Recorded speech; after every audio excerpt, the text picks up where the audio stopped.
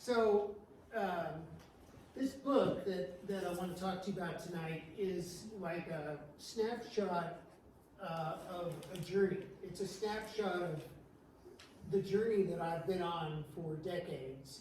It's a snapshot of where I am at the moment on the journey. Now, the journey isn't over.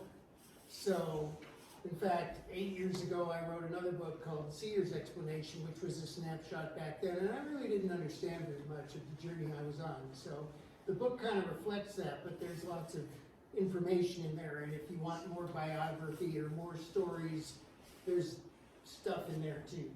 But you have to get that from Amazon. I don't have it. So, I want to share this journey with you, and if it were a real physical journey out in the world, I could show you photographs of the places that I was, maybe even pictures of me in those places. But this is an inner journey, so I can't show you any pictures of the inner journey. That just doesn't work. The journey, if I had to, actually I did, if I had to put down one sentence about the journey, it's toward a greater sense of who all of us are than was available to me in its early stages. So my sense of self-awareness is that it continually expands. There's no end to it. As long as we're here on the planet, we have an opportunity to expand our awareness of who we are. And I promise you, your awareness of who you are is minuscule compared to who you really are. And maybe I can show you that or let you sense that tonight. So I'm going to describe my journey as best I can. And my intention is that you, each of you, have an experience tonight. Now, obviously, you're having an experience. You're sitting there, you can feel the chair, you can feel the floor, you can see me, and all the other stuff in the room. But that's what the experience you're having right now, and the one I'm having right now, is probably a run-of-the-mill, day-to-day experience. It's the sort of experience we have all the time. What I'm looking for is an expanded experience. And my intention is that you have one of those tonight. My intention is that I have one of those tonight. So I want to share the most important experiences that led to the book. And, you know, I can't really share an experience. So an experience happens right now. You're having an experience right now. And the experience that you're having right now will devolve into memory instantly. It'll no longer be present for you. If you're present, you'll be present to a new experience in the next moment, but the one that you had when I started this sentence, whenever that was, is gone. The experience is gone. But you have a memory of it, and you can have a story about it. So we saw a really nice sunset tonight. Somebody alerted us to the fact that there was a sunset, and we all went out the door and we looked at the sunset. I don't have the experience of looking at the sunset now. I have a memory of it. And I could tell you a story about it. I could describe the color, I could describe what it looked like, and I could even describe what it felt like. But I want to make that distinction right away. You own that your experience happens right now. And your experience is all that's truly real. The rest of it is, as I said, a story. And it turns out to be very useful to make the distinction and to be aware of the distinction between your experience right now and your story about the experience. I heard once a metaphor for that when you go to the pancake house and you order up pancakes and you eat the pancake, that's the experience of eating the pancake.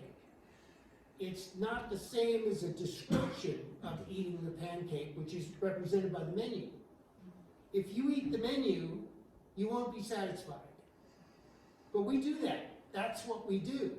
We look in the rearview mirror pretty much all day long. We look at our memories of experience, and we think we're being present. Well, you're being present to the memory, but you're not being present to your experience. And that's where the power is. That's where the power to determine the quality of your life is right now. So I'd like to ask you to keep that distinction in mind as we go tonight. So along the way in this journey, things have become clear. We call them aha moments. And I want to tell you about a few of those, maybe a handful of those. Now let me create a context for what I'm going to do tonight. So we have this famous Einstein quote. Whether he actually said it, I don't know, because I can't read German, but this quote is attributed to him. And he said, we can't solve problems by using the same kind of thinking we used when we created them. So the first implication is, the kind of thinking we use when we try to solve problems creates new problems. Well, that's interesting. So a trivial example would be, you're in a relationship and you say something and the other person gets upset. And now you're upset because they got upset. So you want to fix it. So you say something else and it gets worse. That's a trivial example. A non-trivial example might be, you have an economy that's humming along and a pandemic shows up. So factories cut back because people lose their jobs. So the people who lose their jobs are voters. So the politicians throw money at them. I realize I'm oversimplifying what happened. But the politicians throw money at them. Now you've got a whole bunch of demand, but the manufacturers have cut back on supply. So now you have inflation. That's what I mean, and I think that's what Albert meant when he talked about the kind of thinking that creates more problems when you try to solve the problems that are in front of you. So the question that I think flows from that quote is, what kind of thinking is it? Can we zero in on what kind of thinking we use to solve problems that creates new problems? Now, occasionally, problems actually do get solved. We don't always create new problems, but there is a kind of thinking I would suggest to you, and I think we can define it. I think we can zero in on it and identify it, that we all use to solve problems that creates new problems. Now, Hoodwinked, the book, contains an answer to that question. What kind of thinking is it? But I need to share the journey with you so it makes sense when we get there. So let me hit the high points of the journey. So in high school, there's a picture of high school. North Hollywood High School, Los Angeles, California. Interestingly, it says John F. Kennedy Memorial Hall. When I graduated, John F. Kennedy was president. 5 months later, he was gone. So just to set the historical context. So in high school, I took a physics class. And I had no idea what I was interested in other than baseball and music, because I heard music every day of my life. But in physics class, something happened. I felt something. So the physics blackboard looked kind of like that in high school. Pretty tangible. You know, this is stuff that there's springs there, and there's a teeter-totter balancer thing, and there's a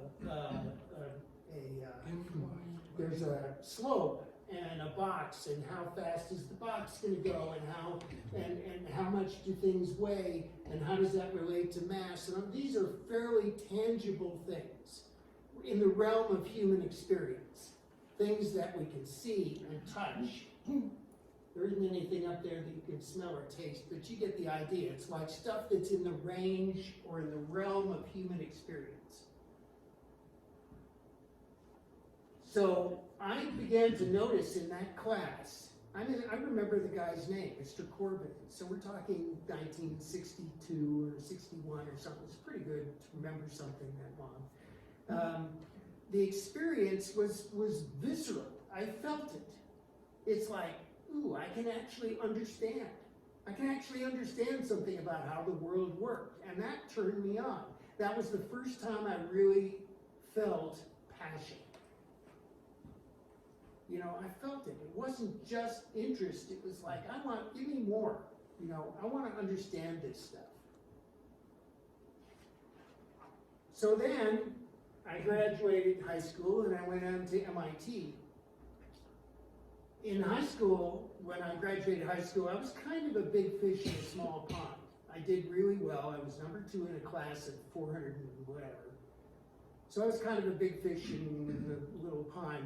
Here, not so much. And I found myself, okay, I know why I'm here. I want more of that feeling of understanding. So I enrolled in a quantum physics class. And now the blackboard looks like that.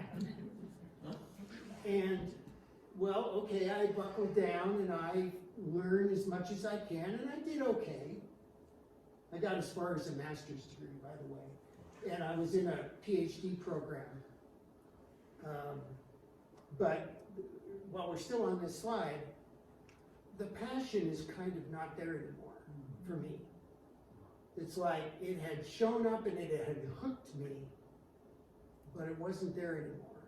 And I took class after class, maybe, I don't actually remember, but maybe to try to get that feeling back, that experience back of, ooh, I understand. And there were a couple of those, as I recall, at MIT, but mostly it was about studying hard and not sleeping a whole lot. So somewhere along the line, that quickening that I felt, that passion, kind of disappeared. And at the time, I didn't have a career path. I didn't really know where I was going. Actually, I had no idea where I was going. In retrospect, it looks like had I stayed on this path, I would have become a college professor.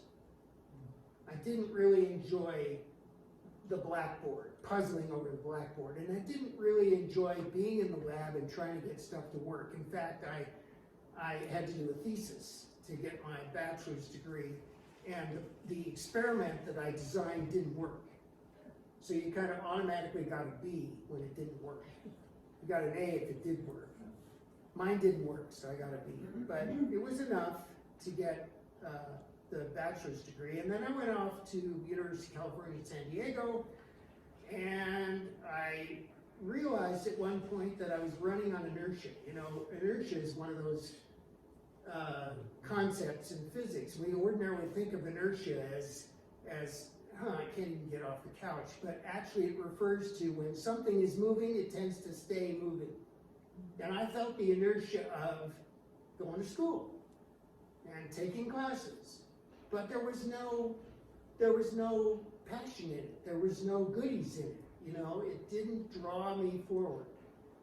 So I went outside into the quad, and the quad looked like that. Yeah.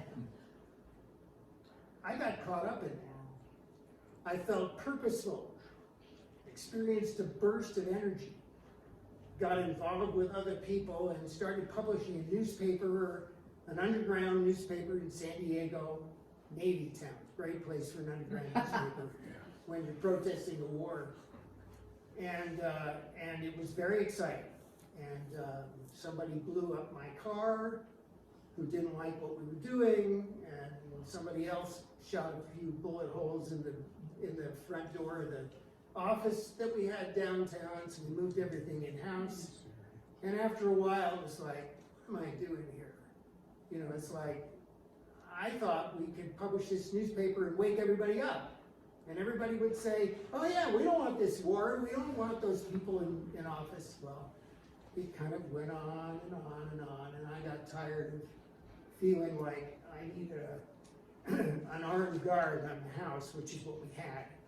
And so I sold what little I had, and I moved to Aspen, and I started playing music. And some of you know me from back then.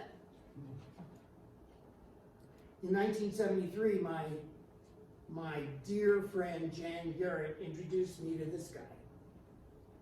He was 14 years old at the time, from India, and I was invited to spend some time in his presence, wherever he happened to be. I remember going to Rome.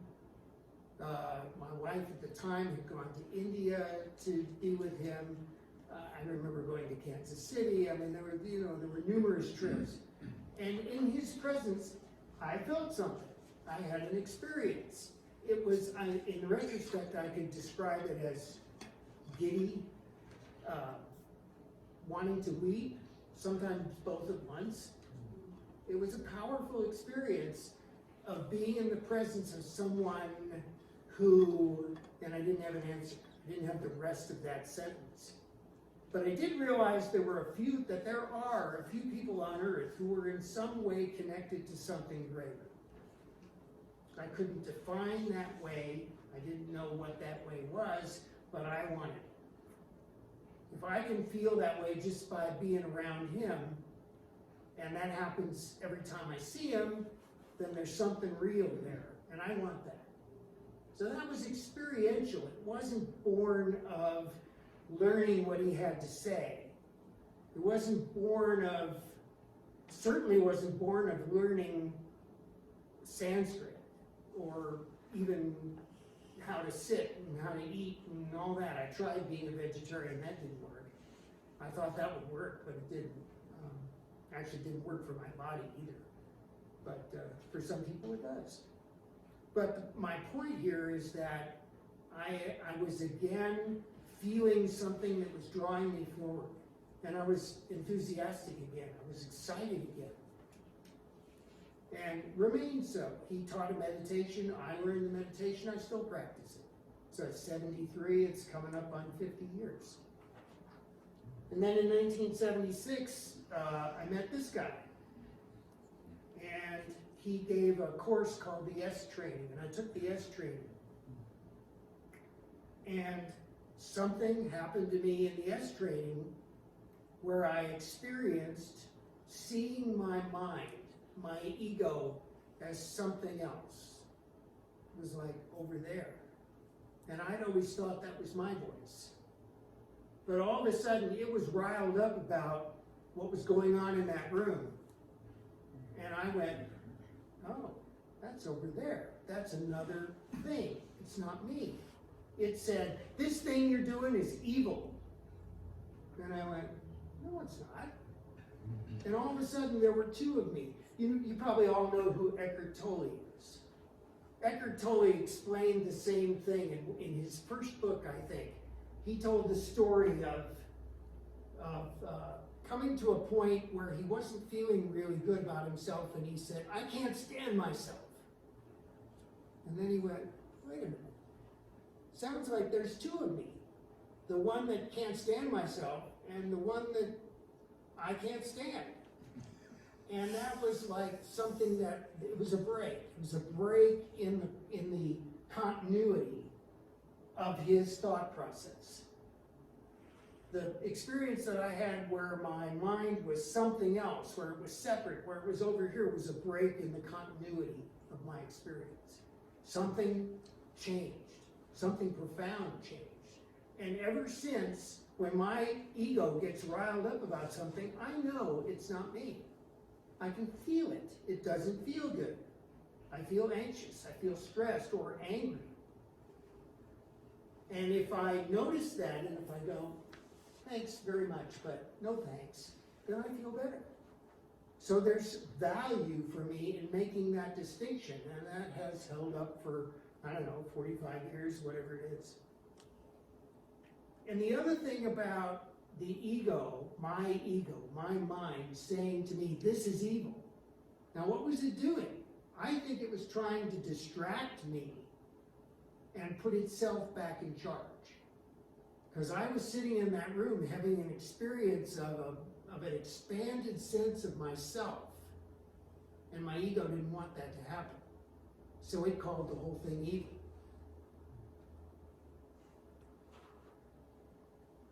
Trying to distract me from a deeper sense of myself.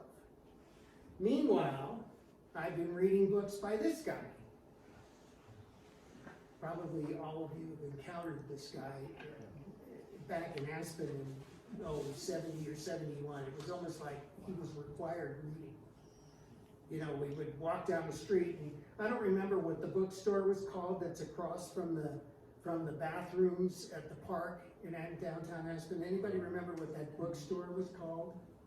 I don't remember what it was called either, but I remember when one of these books went in the window and I went in the door reaching for money. I found myself really moved by the idea that there are people on the planet who aren't bound by the finality of the laws by which the world seems to operate. So there are stories in that book of an Indian sorcerer, a Yaqui Indian sorcerer named Juan Matus. And there are stories about him performing feats that we ordinarily think are beyond the realm of possibility for human beings. And there was a movement, 20 years later, to debunk all of that. Maybe he didn't actually meet Don Juan. Maybe Don Juan didn't actually do all that stuff. You know what? It doesn't matter, because when I read those books, I got inspired. I thought, okay, there are people on the planet who are not bound by the laws that we abstract from our daily human experience.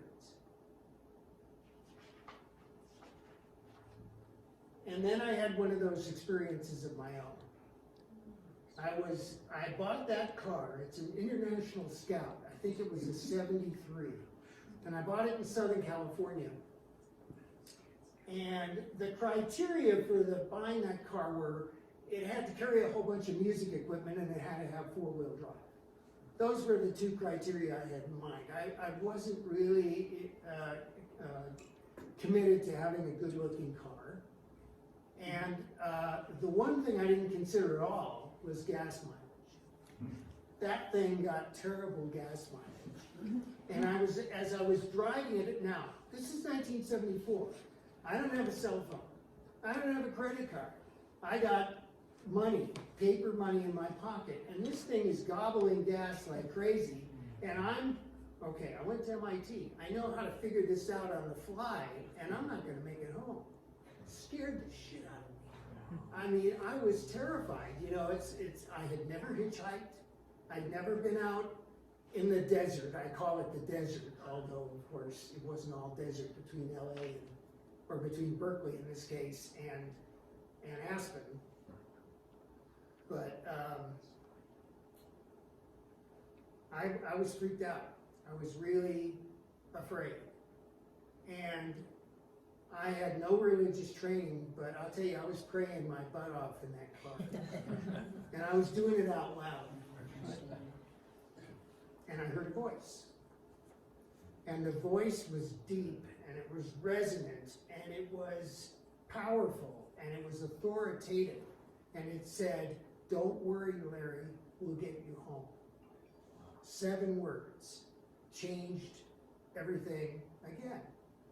It's like, okay, now I know beyond a shadow of a doubt that there's consciousness around me. There's awareness around me that isn't confined to one of these. Because see, when we grow up in this culture, I don't know about other cultures because I didn't grow up in them, but in this culture, we're taught, whether it's explicit or not, that consciousness is somehow contained in one of these. This is a body with consciousness in it. If you go through the cosmology, starting with the Big Bang, and you go through how the universe was constructed according to this Big Bang theory, not the TV show, but the one they teach in physics class. Consciousness somehow arises as a function of evolution and as a function of complexity. So you put enough protons and neutrons and electrons in various configurations, and eventually, hopefully, on some planet, you get life. And then at some point, you get awareness. And then at some point, you get awareness of self-awareness. That's a story. But the story implies that consciousness is a function of the physical world, and that consciousness resides in one of these. And in that moment, wherever that was, in California, Nevada, wherever it was, it became clear to me that that's not the case. That there's awareness that isn't confined to this. Now, I can't prove that to you. And I can't show you a picture of wherever that voice came from, but it changed my life. That's what I mean by experience. It happened in the moment. And right now, I'm telling you a story about that experience in the hope that it will inspire an experience in you. Because the rest of this is fun, maybe. Maybe you're bored, maybe you're having a good time. That's your experience right now. But the rest of this is kind of whatever it is. The only thing that's valuable is if you have an experience where you suddenly expand, even though it's small. And possibilities might become apparent that aren't apparent to you or weren't apparent to you when you walked in the door. And so I heard this voice, and now I'm driving along, and I'm no longer freaked out. I still don't have a cell phone, still don't have a credit card, but somehow I figure, okay, if they're going to get me home, whoever they are, maybe I can relax a little bit, and I did. I relaxed a little bit, and it's like, oh, look, the scenery. You know, I'd been so preoccupied with my gas tank that I didn't see where I was, and now I'm having a good time. And 80 miles later, I look at the gas gauge. It hasn't moved. My first thought is, great, now the gas gauge doesn't work. And then after a while, it did start to go down, and I said, okay. The physics student showed up again and said, okay, I know how to figure this out. It doesn't move until it gets this far down the road, and then it moves and everything's okay. So I'm approaching, this was in California, because I'm approaching the Sierra Nevada. And I don't want to go over there not knowing exactly how much gas I have, so I'm going to fill up. And I stop at a filling station, and I know how much gas the car should take, because I know how many miles I've gone. It took exactly the amount of gas that the gas gauge showed that it needed. I can't explain that, other than as a powerful lesson from whomever, that the finality of the world, you know, this external thing that is the best we can do is to manage it, is to manage our experience of it and try to protect ourselves from it and try to find our way through it. The finality of that is a myth. It's a superstition. That's what I was left with. And so now I need to construct a new personal cosmology. I'm saying in the present where I was in 1974 in that car. I need to construct a new cosmology. It has to explain all the stuff that physics explains, but it also has to encompass what just happened.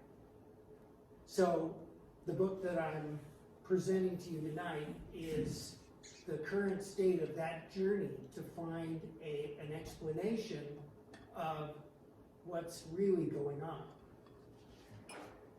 And in the years since, I've encountered other very,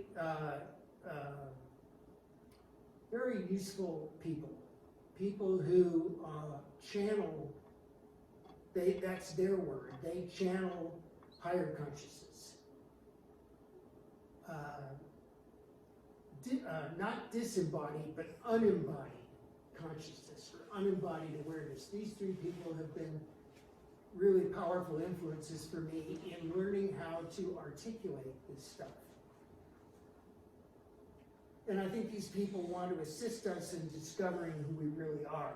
And if you listen to them, not to judge what they say, but to see if something happens in here, it can be very useful. So my question is, all right, so what's really going on here? Given those experiences that I told you about, which deviated the course of my life, and which led to my being up here, and led to you being where you are, out there listening to me, and that book and all that. What's going on here? What's really happening?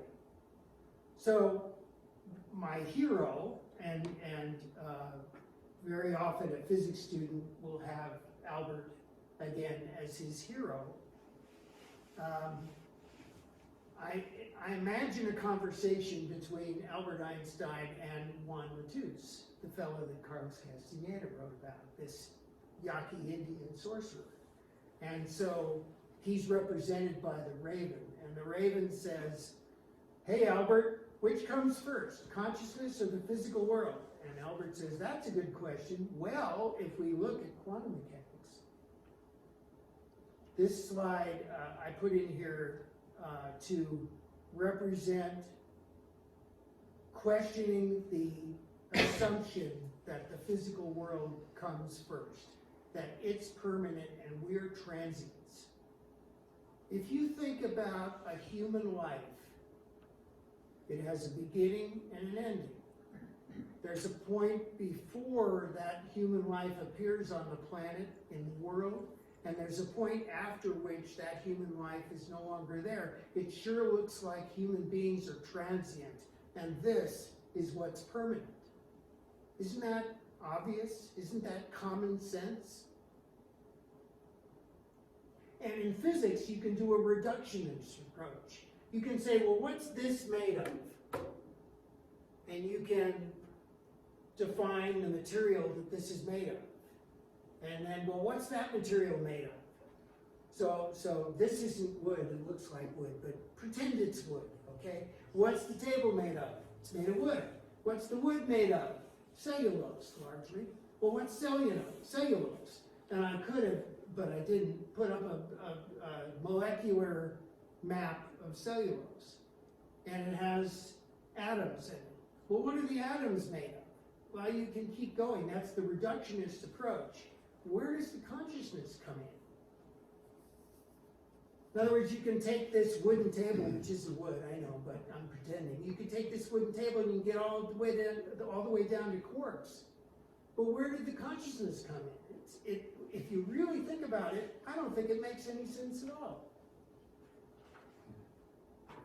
When you do that, when you do the reductionist approach and you get down to fundamental particles, like electrons and neutrons and protons, and I promise you there's no quiz at the end of this, so don't let that upset you.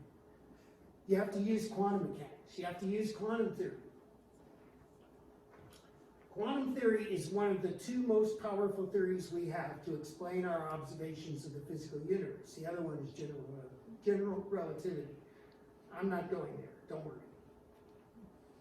What is quantum theory? Aside from what it looked like on the blackboard before? Well, it's a story. It's a story about the relationship between the world and the observer.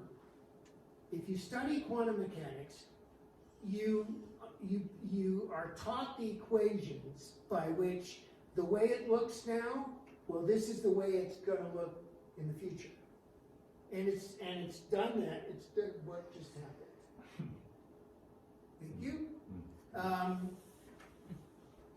Quantum mechanics is about, if you observe the way a physical system is right now, this is the likelihood that it will look a certain way in 5 minutes, or 5 milliseconds, or 50 years, or whatever. It's a story about the way it's going to look. It's not the way it is, it's the way it's going to look. And if you think about that, you see that the most powerful theory we have to describe what things are made of is about observation. It's not about the world. Well, what does that say? What does that say about what a human being is?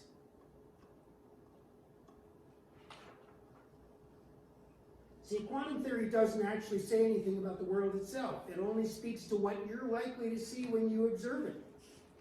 It's an enormously powerful thing to realize, but you don't hear about that. If you read about the lives of quantum physicists, Bohm and Feynman and Bohr and Schrödinger and all those people, you don't hear a whole lot about what it means, about what it is to be a human being. bone gets a little closer. So this is what I might call the subtle part of the talk. What does it say about us? This story about the relationship between the world and the observer denies the existence of a durable, physically real world independent of his observation. The best theory we have is about observation. It's not about the world. Let that sink in. So, where is this going? Where does letting that sink in going?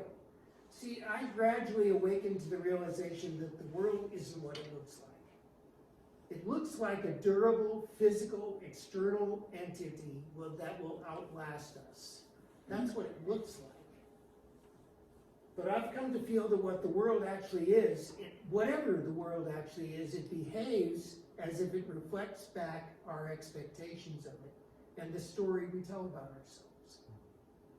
That's where this journey has led me. The world behaves as if it reflects back to me the story I tell about myself, about you, and about the world. If I tell a story about you, like, she's hard to get along with, or he's just, you're likely to show up that way. I found that if you take the time and the effort to change that story, like take somebody in your life, do this little experiment. You don't have to talk about it. You don't have to tell us who it is. Do this little experiment. Take somebody in your life who's hard to love. I bet you all have one. I bet you can all come up with somebody who's really hard to love.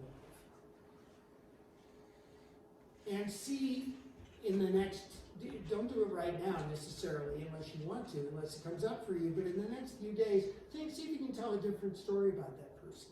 See if you can identify the parts of them you do love. Or the way they did this and it really was great for you.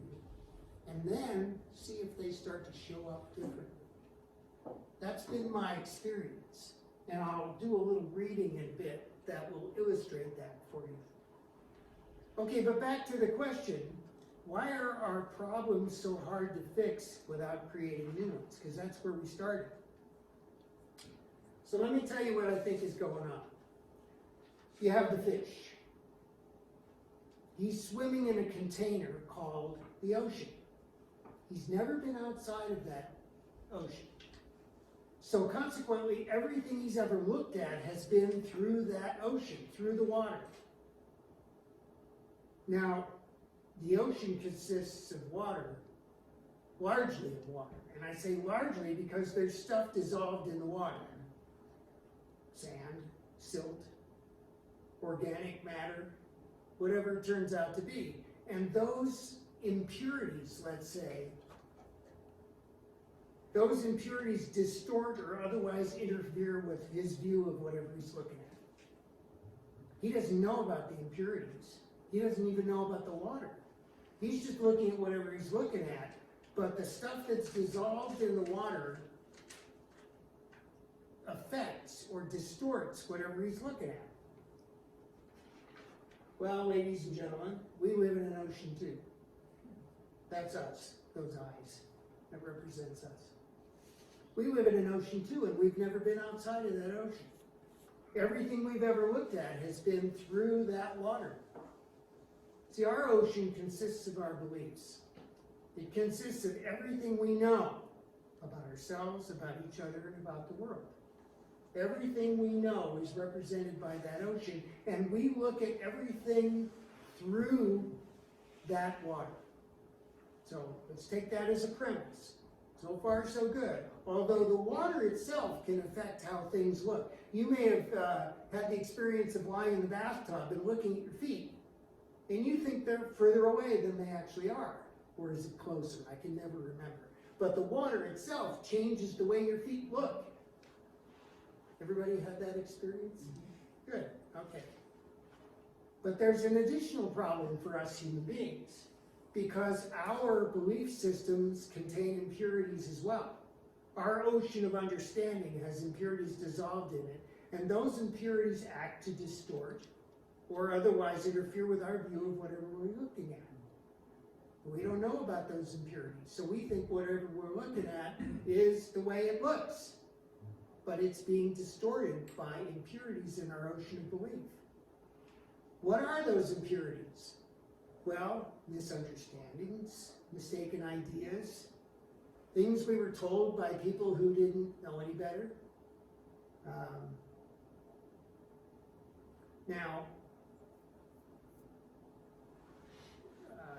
Most of us turn on the news now and then.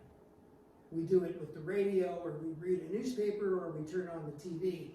And I don't know about you, but mostly what I see is suffering. Struggle and suffering and mayhem. And if you watch PBS, at the end, they usually have a couple of feel-good stories, which I think they try real hard to put on the screen. But mostly what you see is horrendous.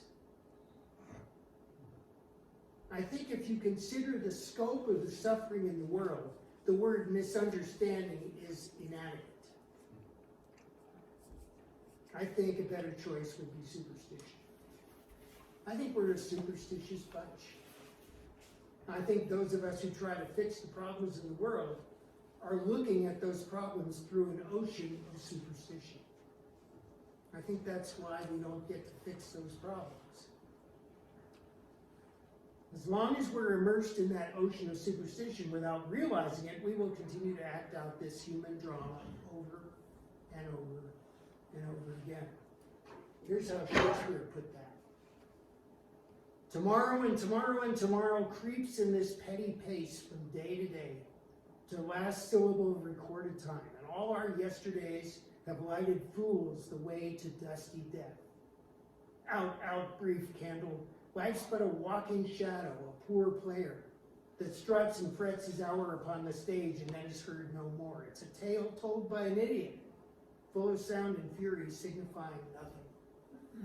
That to me is the feeling that you get when you look at the world. That's the feeling I get when I look at the world. It's like over and over and over again. What's the way out? Well, the way out, I think, is not problem solving the way we're used to doing problem solving. Because when you solve problems, you tend to create new ones. Did I already tell you? I didn't already use the example of economics, which is one of the things you hear about and see on the news. So you have an economy that's humming along pretty well. I did talk about this, didn't I? And you have this pandemic. Okay. We're not getting the problem solved. We're spending a lot of money, and we're getting each other all riled up. But it doesn't look to me like we're solving problems. The way out of this mess is not through problem solving, period. It's through waking up. You have to wake up to a larger sense of who you are. It's as if problem solving is represented by the highway system, and where you're trying to go is across the ocean. You can't get there with that technology. So here's one guy that I came across this, and it said it for me. It expressed the way I feel. His name is Henri Bergson.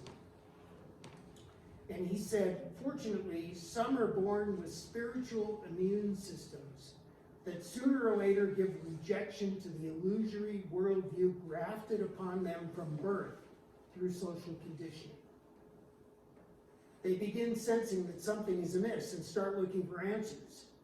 Inner knowledge and anomalous outer experiences show them a side of reality others are oblivious to, and so begins their journey of awakening. Each step of the journey is made by following the heart instead of following the crowd, and by choosing knowledge over the veils of ignorance. He's a French philosopher. He lived from 1859 to 1941. You have to wake up. And the alarm clocks that wake you up are present in your life now. By the way, when I use the word you, I'm talking to all the human beings in the room, including this one. So I'm not putting myself apart from y'all. This is the human condition. We've all been hoodwinked. We've all been hoodwinked into believing a whole bunch of stuff that isn't real. That's superstition. Believing a whole bunch of stuff that isn't real is superstition.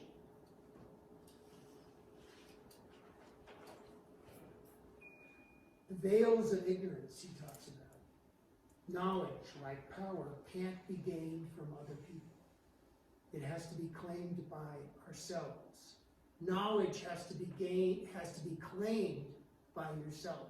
You have to draw on your experience and say, aha, I get it. I hear it. You know, another metaphor is the world is very loud and the universe is very soft. You are the universe. I am the universe. But in order to hear myself with a capital S, in order to hear that collective that spoke to me in the car that day and said they'll get me home, they spoke in the plural. And those three channelers that I showed you also speak in the plural. We say, they say.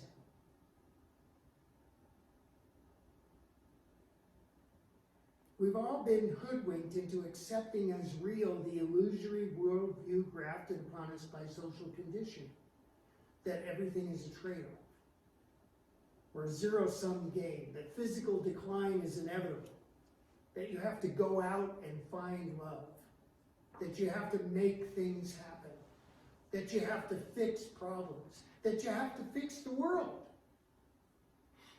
The world isn't broken. It doesn't need to be fixed. It's a perfect reflection of who we think we are. If you look at the news from there, I think it starts to make sense. We're superstitious. We believe in a whole bunch of stuff that isn't real. That's why the world looks the way it looks, because it's reflecting us. Imagine yourself inside a bubble. What you see on the inside walls of that bubble is you. Its reflective surface. That's the world. The world is the inside of a bubble. I realize you have to add a dimension or two to get that to work, but if you feel that, it can make a huge difference in your life. It has for me. Because we bring the world of our experience into being by perceiving, by interpreting sensory input, nothing is inevitable. And there are no trade-offs. When you experience something, when you use the word, I'm experiencing something, usually we do it in the context of interpreting sensory data. We went outside that door and we looked at the sunset.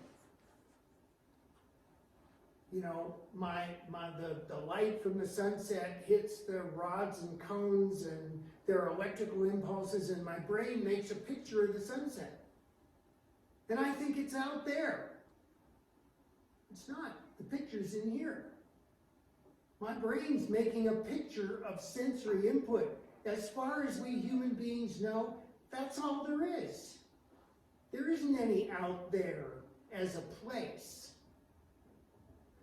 except as a way to visualize, except it's a projection as a way to visualize and experience whatever the topic of the conversation is. Yeah, it's real in the sense that you can go out there and kick something and stub your toe and it hurts. But it's not real in the same sense as your experience and who you actually are. Because it's a projection. It's like a hologram.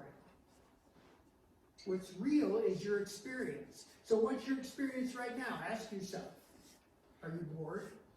Are you waiting for this to be over? Are you inspired? Are you looking forward to thinking about this? Are you looking forward to reading the book? Do you not care? Do you feel the chair under your butt and behind your back? Do you feel the floor under your feet?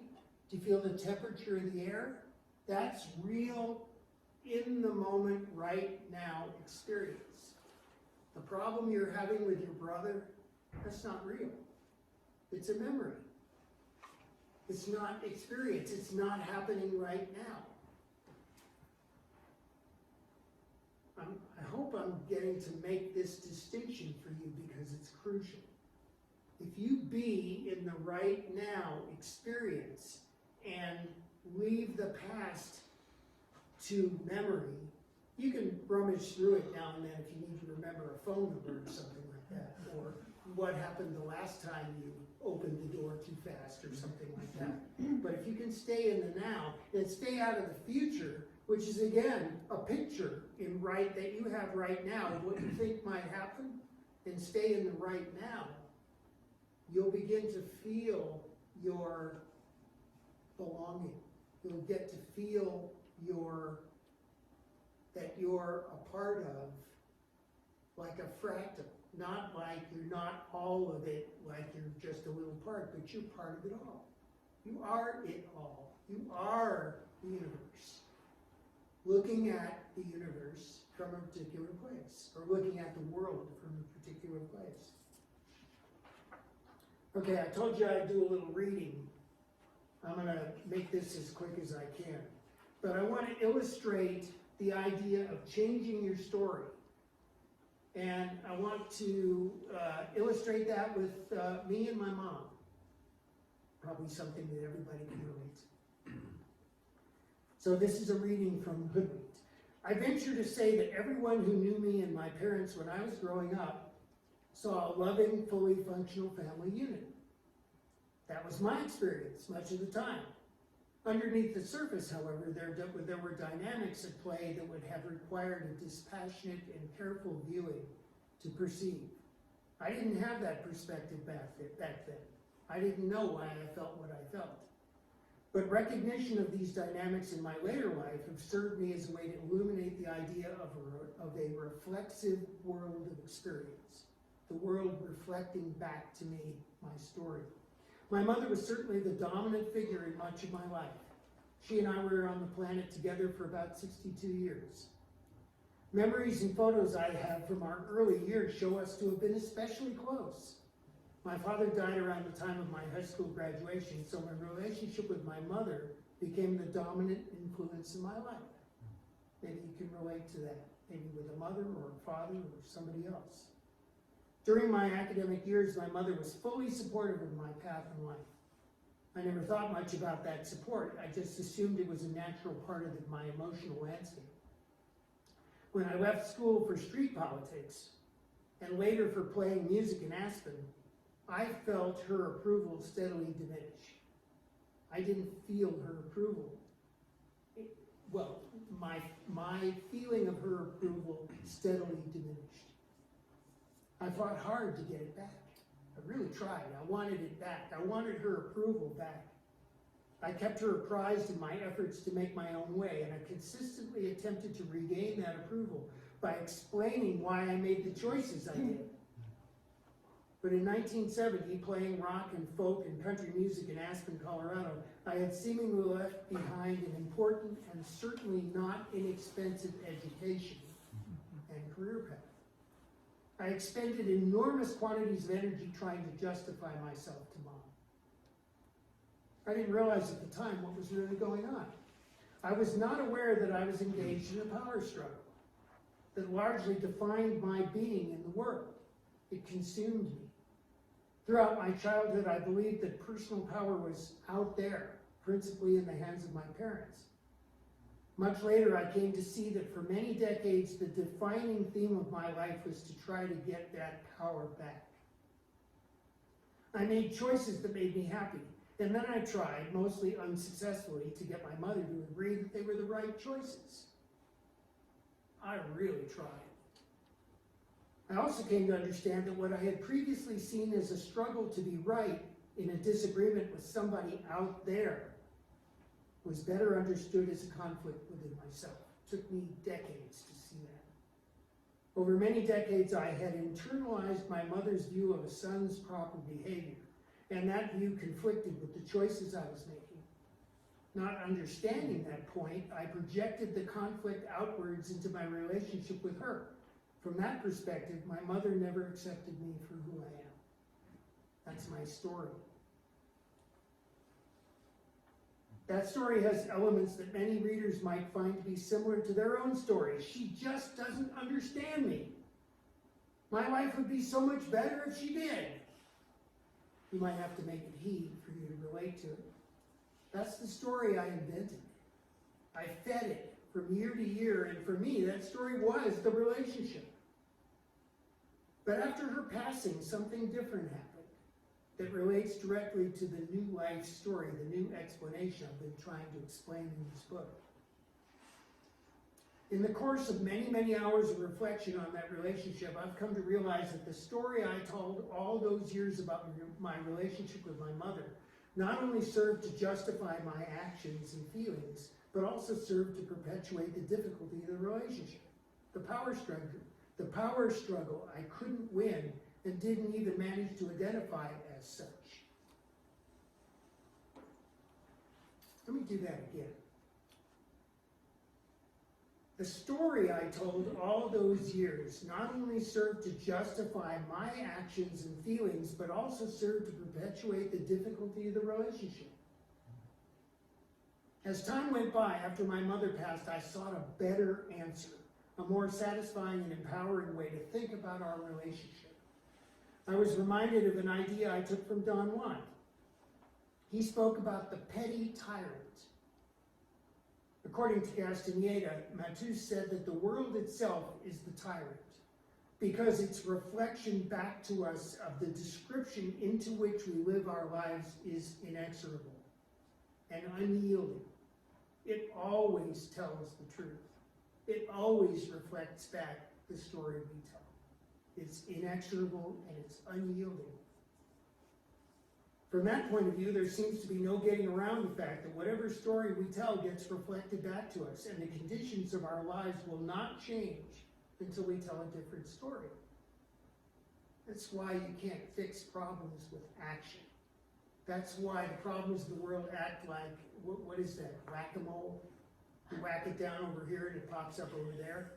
You whack down the lack of demand and now you got inflation. We'll see what they do about inflation, but I promise you it'll create some other problem.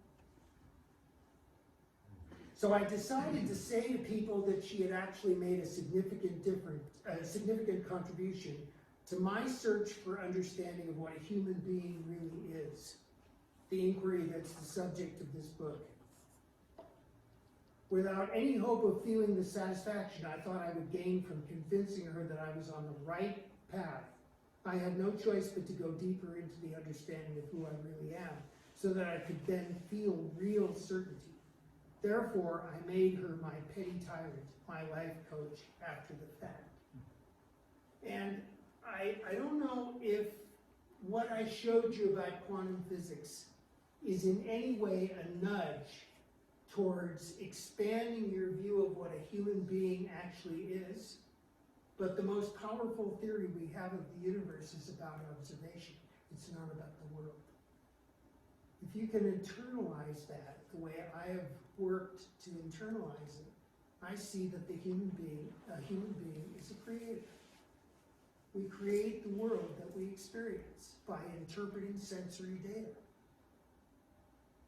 It's like a television set decoding the information that's in the cable. The information that's in the cable. It decodes it. And there's this story about the child whose father is a TV personality. So the kid sits in front of the TV and there's daddy. So he goes around the back of the TV to find daddy. It looks like daddy's there. It looks like the world is actually out there. I promise you it's not. It's in here. We're all in here. You're in here with me and I'm in here with you. That's all there is. Out there is a projection so that we can dance and play together and work out issues. Somebody once said, we don't have problems anymore, we have issues. So I so appreciate you being here tonight because I don't get to do this without you. And I feel an expanded sense of myself standing up here, watching your faces, and taking in your friendship. And I can't even express to you how much I value your friendship and the fact that you're here, even though some of you are fighting to stay awake. And that happens to me too, even when I'm engaged in something that's interesting to me. So we have copies of Hoodwinked over there, and they're $15, and we have lots of $5 bills, and we can accept Venmo and PayPal and credit cards if I'm lucky, and I can get the technology to work and all that. 5 minutes of questions. And if you have a question, raise it in the service of all of us, not just, it's your own issue. You can tell a story like I did with my mom, but have it be in service to all of us. Anybody? I know I went through a lot tonight. Yes, Mark? I'm wondering today, all these years later, how do you interpret or try to drill down on what that voice and who or what that voice was in California that you heard out in the middle of nowhere? Mark, my sense is that I chose to come to planet Earth and grow a body for the purpose of experiencing, of having a human experience. And before I did that, and I'm kind of loosely using time when I say before I did that, I knew who I was. I knew I was a part of everything. And then I forgot. I got acculturated. I learned how to run this thing. And I learned how to run Larry, which is a very complicated beast, just like the one you have. And I asked for connection. And I experienced connection from within a human personality that really only understood communication in terms of language. So I took an experience of it's okay, and I turned it into 7 words of English. So I don't for a moment think that they spoke in English.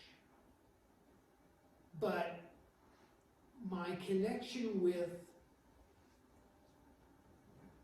those out there who are not embodied, and I do say it in the plural, even though I think of it as one, I'm a human being, and when I look out in the room, I see y'all. I see multiplicity. There's 20 people here? I see 20 different people. But I also know in my heart that we're all one. How do you resolve that? I don't know that you do in one of these. May take moving beyond one of these. But I think that when you hear all that is speak to you, you have no choice but to turn it into a language that you understand. But you could also say, Mark, and this is a really good point, you could also say that the words you're listening to right now are just a way to focus your attention, and the communication is taking place underneath that. Heart to heart, soul to soul. And once again, we project this so that we can grapple with it, so that we can play with it, experience it. But I think that if you examine spatial separation, you'll see that it's a contrivance. I mean, we even talk of spatial separation in terms of time. Time is more fundamental. We talk about something being light years away. Well, that's defining space in terms of time. I really do think that space is artificial. Which implies that separation is artificial. I'm getting away from your question. Is there another? Yes, Beth? Yeah, I have a question. When you were just answering that, you were framing it that before you came into this physical being, that you had kind of a greater awareness, I don't know how you articulated, but coming in here required a little bit of distillation or maybe, or forgetting, that's how I you say use it. the word forgot. Yeah, forgot, and that's resonant with me, and I guess for me, it kind of brings up that question of, I'd love to just hear you talk a little bit about this, is then why do we come into this contracted, physical being? And is it to remember? I mean, it's a curiosity, right? It's a reductionist thing. You're coming from here, you get funneled into this thing with the invitation to expand again, potentially into the knowing that you had before you did.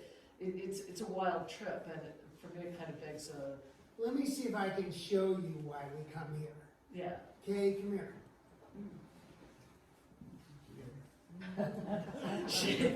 Thank you, Beth. This is why we come here. Oh, we're To dancing. dance. To dance and to experience, Yeah, right? yeah.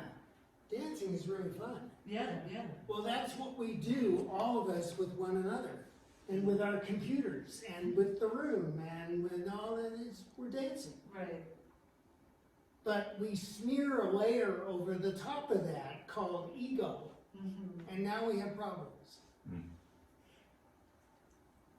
There was no problem doing what we just did. Right. But if I got in my head about, well, how does it look to the dance instructor back there? Now it's not so fun. Right. There is no dance instructor. Yeah. Charles is there, and that's close. Well, Connie, I want to hear from you. Well, a lot of this I feel is about my intellect at this point, but it brings up a question that I've had on and off my entire life is, why can I only see the people I see, the people that are around me? Why can't I see something that's going on in Glenwood right now with the people that are in Glenwood?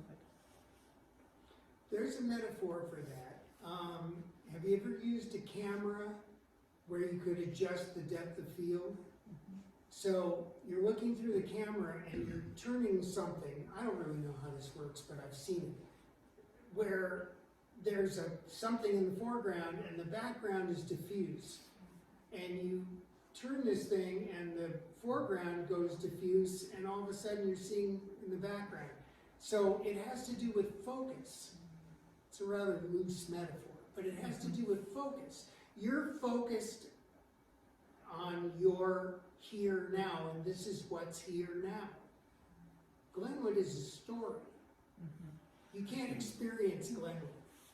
I've told this, I've said this before. Here's another little mind game for you.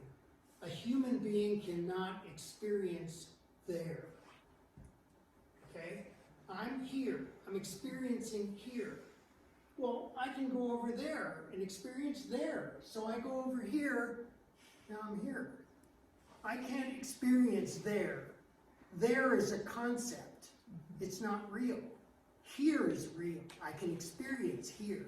So the folks that are in Glenwood that you can't see, that's a story. Yes, you have a reasonable expectation of being able to get in your car and going down there and actually seeing those people, but for right now, it's not real. It's a story. Does that help?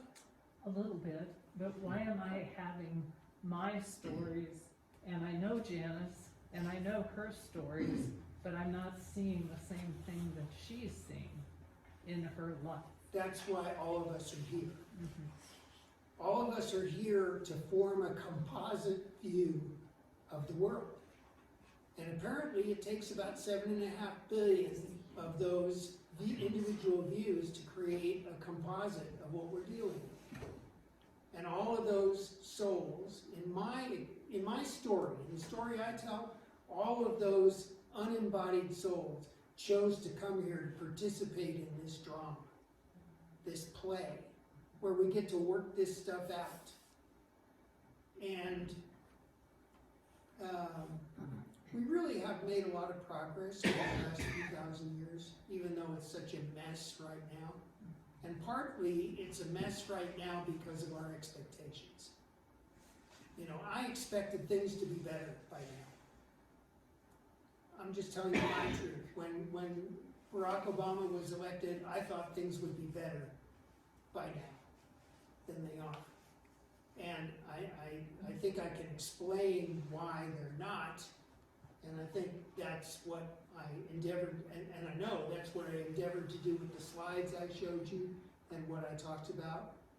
But it appears that it takes about 7.5 billion of us to fully implement this play, this Shakespearean drama that we're witnessing. And the futility of it, the futility of the whack-a-mole attempt to make the world better. Thank you. You're welcome. Anybody else? Margie? How long have you been working on this book? Well, this book since the last one, which is 8 years, but the idea since 73. Actively working on it since 73. Did you find any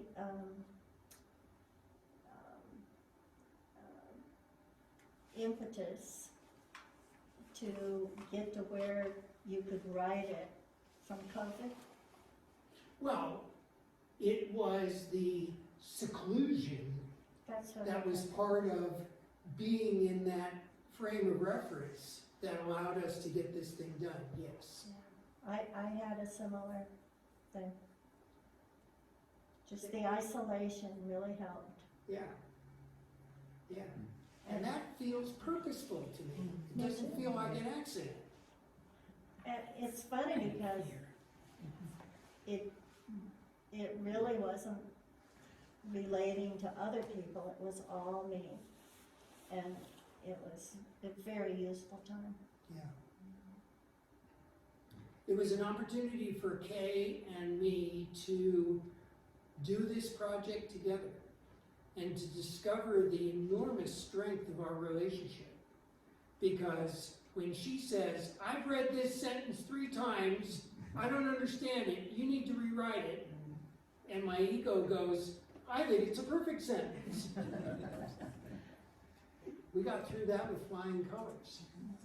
So it was a multifaceted win, what we did in those months that we spent in the office in front of the computer. Silver lining playbook, perhaps. Anybody else? Yes, sir.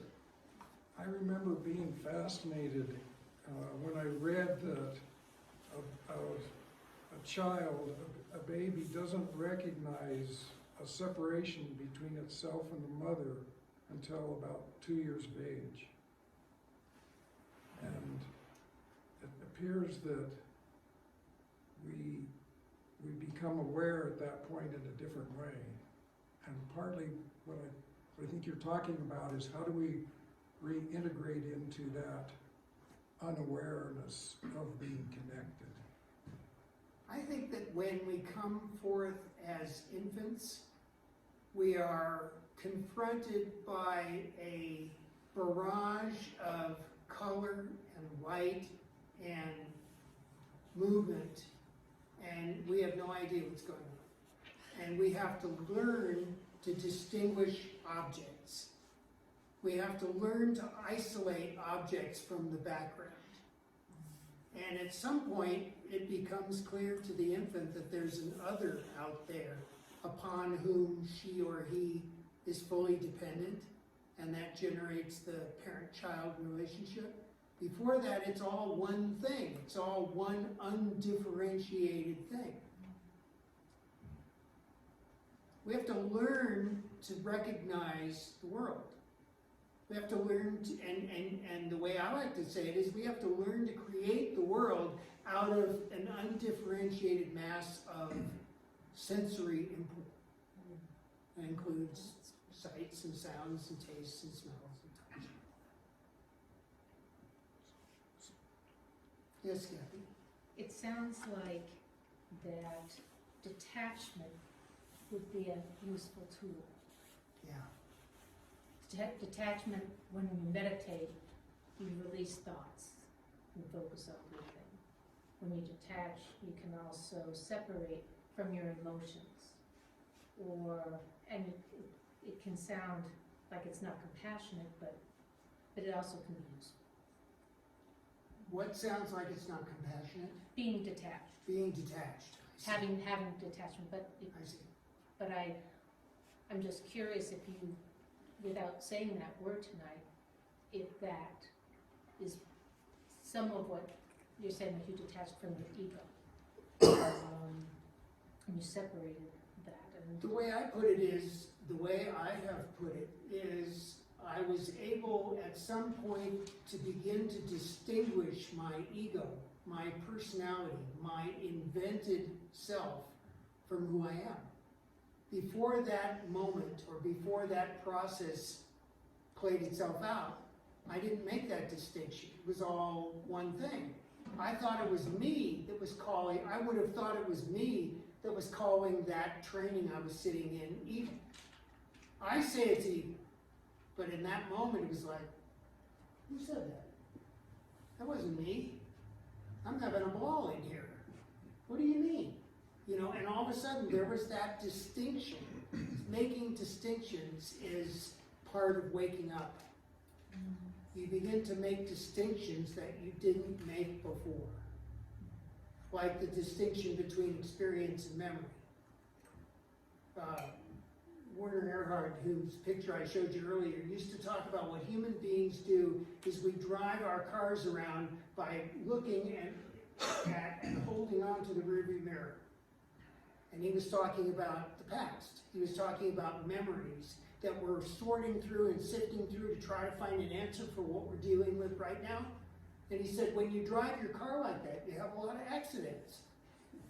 Steering wheel's over here, your rear view mirror is up there, you're looking in the mirror and you're twisting it and you hit something. It's a good metaphor for life. You gotta be here in your experience. And making distinctions like that is a powerful thing. Making a distinction like here and there are not on equal footing. Here is real, there is an idea. They're different. so detachment would be okay if it was in here, that you're making that distinction, knowing that you're detached or whatever. Anyway. Well, yeah, and detachment, you could say detaching myself from having my hands in the clay allows me to remember that I am the one who has his hands in the clay. Another metaphor might be, it's an old story. The boy is walking through the woods, the forest, and he comes upon a pond, and it's absolutely still. And he leans over the pond to look at it, and he sees himself. And there's, as a reflection in the surface of the pond, and it's absolutely still, and it's a perfect image of himself. And he wants to smooth his hair out. So he reaches into the pond, and now it's all like this, and he can't see himself at all. So detachment is also about let go of it. It'll be all right. There's nothing wrong with it. I don't need to fix it. Let's just come back in here. Meditation is a powerful tool for that. Whether you sit and meditate, or you walk in the woods, or you drive. But you allow yourself to be right here while you're driving, as opposed to thinking about what you need to do when you get over that hill. Being right here. So detachment is a way of bringing your energy and your awareness back inside yourself. Being aware of yourself. Not your personality, not your ego, but yourself. The one that's actually breathing. And it actually allows the rest of it to settle down somewhat so that you can deal with it more effectively. Anybody else? Kind of triggers. Let's have this be the last one, because I'm running out of voice. Triggers another little thought to my question that I was going to ask, but earlier you were talking about you know, the world has lots of issues going on, lots of problems, things of that nature, things that we perceive as maybe not being good that we want to fix. But at the same time, or in the next couple of sentences, you say, you know, we can detach ourselves, detach ourselves from those issues and not worry about needing or wanting to try to fix, you know, issues in the world. You know, what do we do with that if we all decide not to do anything, you know, about issues that we perceive in the world that might need attention? You know, what do we do with that? Do we, you know, remove ourselves? I mean, you know, yeah, do we just focus more on ourselves? You know, that What won't you do- change the outer situations that still exist. Yeah, you can't change the outer situations that exist because they're a composite reflection of the souls that are on the planet right now. And they're having the experience they came here to have, as are you. What you can do is be in the experience of yourself, which is love and joy. And I promise you, if you're not feeling love and joy, you're not fully in the experience of yourself. So that's the other way to look at it. If you do that, it radiates out. Now, radiating out into what?